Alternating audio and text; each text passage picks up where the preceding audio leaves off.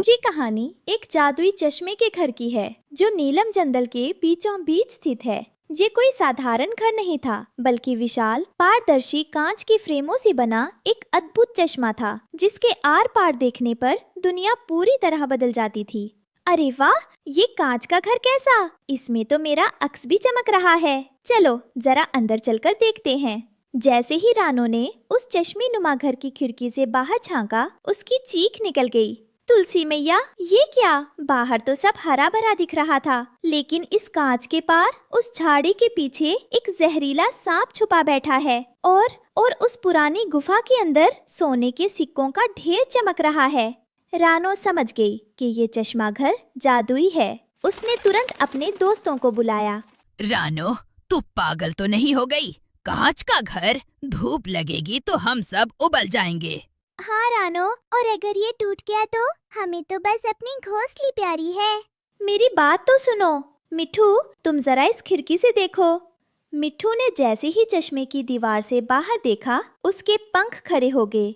हे भगवान, कालू कौआ, तू जो कल कह रहा था कि नदी का पानी साफ है, देख जरा, इस कांच से दिख रहा है कि पानी में काला जहर मिला हुआ है। ऊपर नीले आसमान में देखो, बादलों के पीछे एक तूफान छुपकर बैठा है। अरे बाप रे रानो, ये तो कमाल है। अब हमें कोई शिकारी छू भी नहीं पाएगा। हम खतरे को पहले ही देख लेंगे। दूर ऊंचे पहाड़ पर बैठा भुल्ला चील अपनी तेज नजरों से ये सब देख रहा था। उसे जादुई शक्तियों का बहुत लालच था। तो रानो को वो चश्मा घर घर मिल गया। अगर वो घर मेरा हो जाए तो मैं पूरे जंगल का राजा बन जाऊंगा। वो झपटा मारकर नीचे आया और चश्मा घर के सामने उतरा। ऐ छोटी चिड़िया, ये घर खाली कर। अब से ये मेरा ठिकाना है, वरना एक एक का गला दबा दूंगा। भुल्ला, ये घर किसी एक का नहीं है, ये पूरे जंगल की सुरक्षा के लिए है। हम तुम्हें इसका दुरुपयोग नहीं करने देंगे। हंसी आती है मुझे। तुम तिनके जैसी चिड़िया मेरा मुकाबला करोगी? कल सूरज ढलने से पहले ये घर छोड़ देना, वरना तबाही के लिए तैयार रहना। जंगल के सबसे समझदार जग्गू बंदर को बुलाया गया। देखो दोस्तों, भुल्ला ताकतवर है, लेकिन वो अंधा है, घमंड में अंधा। रानो, क्या इस चश्मे में कुछ और भी दिखता है? हाँ जग्गू दादा, इसके दाहिने फ्रेम से देखने पर भविष्य का सच दिखता है और बाएं फ्रेम से अतीत का धोखा। मेगा रास्ता, जब भुल्ला आए तो उसे बाएं फ्रेम की तरफ ले जाना। अगले दिन शाम को भुल्ला चील अपनी पूरी ताकत के साथ आया। उसने चश्मा घर पर हमला करना चाहा, लेकिन रानो सामने आकर खड़ी हो गई। भुल्ला भाई, तुम इतने शक्तिशाली हो, फिर भी अकेले हो। क्या तुम्हें नहीं लगता कि अगर तुम हमारे साथ इस घर का इस्तेमाल करो तो तुम्हें किसी से डरने की जरूरत नहीं होगी? देखो, इस घर का बायां हिस्सा तुम्हें वो दिखाएगा जो तुम देखना चाहते हो। झूठ मत बोल, मुझे बस शक्ति चाहिए। हट सामने से। भुल्ला तेजी से उड़कर बाएं फ्रेम के अंदर घुस गया। वहां उसे अपनी माँ की यादें दिखने लगी, जब वो छोटा था और दूसरे पक्षियों के साथ खेलता था। उसे दिखा कि कैसे नफरत ने उसे अकेला कर दिया।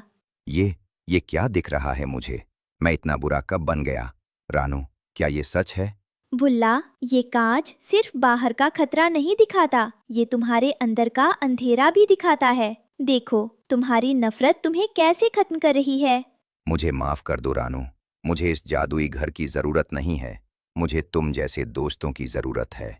उस दिन के बाद से चश्मा घर जंगल का कंट्रोल रूम बन गया। मिट्ठू तोता वहाँ से आने वाले तूफानों की सूचना देता। टुनटुनी वहाँ से छिपे हुए मीठे फलों के बाग ढूंढती। भुल्ला चील अब उस घर का रक्षक बन गया था। जंगल अब सुरक्षित था, क्योंकि उनके पास सिर्फ देखने के लिए आंखें नहीं थी, बल्कि खतरों को पहचानने वाला चश्मे का घर था। देखा दोस्तों, जब नजरिया साफ हो तो हर मुश्किल आसान हो जाती है। नीलम, जंगल में शांति तो थी, लेकिन जादुई चश्मा घर के रहस्य अभी पूरी तरह खुले नहीं थे। पर अब एक ऐसा संकट आने वाला था जिसे साधारण आंखों से देखना नामुमकिन था। आधी रात का वक्त था। भुल्ला चील घर की सबसे ऊंची चोटी पर पहरा दे रहा था। तभी उसे चश्मे के जादुई कांच के आर पार कुछ अजीब दिखा। रानो, रानो, जल्दी बाहर आओ। देखो, उत्तर की दिशा से काली धुंध आ रही है। लेकिन रुकिए, ये धुंध साधारण नहीं है। इसके अंदर लोहे के बड़े बड़े दांत दिख रहे हैं। क्या हुआ बुल्ला भाई, इतनी रात को शोर क्यों? रानू ने जैसे ही चश्मे के खतरा पहचानने वाले दाएं लेंस से देखा, उसके पंख डर से कांपने लगे। हे भगवान, ये तो लोहे के राक्षस बुलडोजर हैं। इंसान जंगल की तरफ बढ़ रहे हैं। उनके पास कुल्हाड़ियां नहीं बल्कि बड़ी बड़ी मशीनें हैं जो एक पल में पूरे बरगद को उखाड़ सकती हैं। अब क्या होगा रानो? इंसान तो हमसे बहुत ताकतवर हैं। उनके पास बंदूकें भी होंगी। मेरा घोंसला तो उसी रास्ते में है जहाँ से वो आ रहे हैं। मेरे बच्चों का क्या होगा? हमें भाग जाना चाहिए। अपनी जान बचाओ। नहीं कालू, भागना समाधान नहीं है। बुल्ला भाई, क्या तुम देख सकते हो कि उनका नेतृत्व कौन कर रहा है? एक मोटा आदमी है जिसके हाथ में नक्शा है।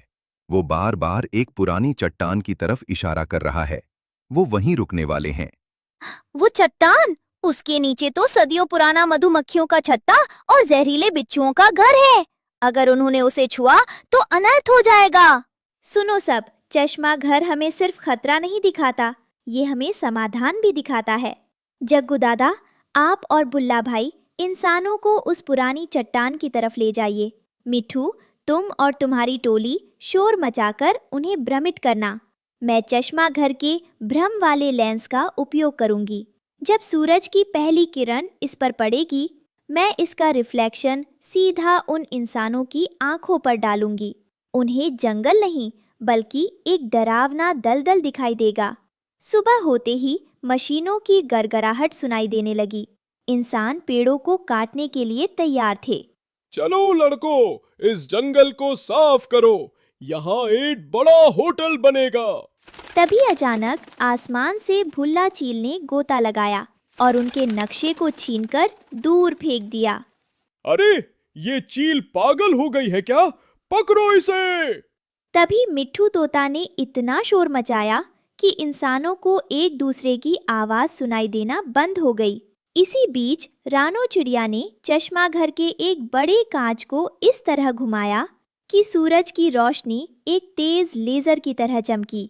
जादुई चश्मे के प्रभाव से इंसानों को सामने हरा भरा जंगल नहीं बल्कि धधकती हुई आग और गहरे गड्ढे दिखने लगे। भागो, यहाँ तो आग लगी है। ये जंगल शापित है। देखो, जमीन फटने लगी है। असल में वहाँ कुछ नहीं था। ये सिर्फ चश्मा घर का भ्रम था जो उनकी आंखों में समा गया था। डर के मारे इंसान अपनी मशीनें छोड़कर भाग खड़े हुए। दोस्तों, आज भगा दिया उनको ह्यूमने, पर कल वो फिर आएंगे। हमें इस चश्मा घर की शक्ति का उपयोग केवल खुद को बचाने के लिए नहीं बल्कि इंसानों के दिल बदलने के लिए करना होगा। वो कैसे रानो? इस चश्मे का एक तीसरा लेंस भी है जिसे करुणा का लेंस कहते हैं। अगली बार जब कोई इंसान आएगा, हम उसे डराएंगे नहीं। हम उसे इस चश्मे से जंगल की खूबसूरती और हमारी तकलीफ दिखाएंगे। अब ये चश्माधर केवल हमारा रक्षक नहीं बल्कि इंसान और जानवर के बीच का पुल बन गया है। नीलम जंगल अब पहले से कहीं ज्यादा सुरक्षित था। चश्मा घर की चमक अब दूर दूर तक फैल चुकी थी और भुल्ला चील अब गर्व से उस घर की चोटी पर बैठकर गाता था।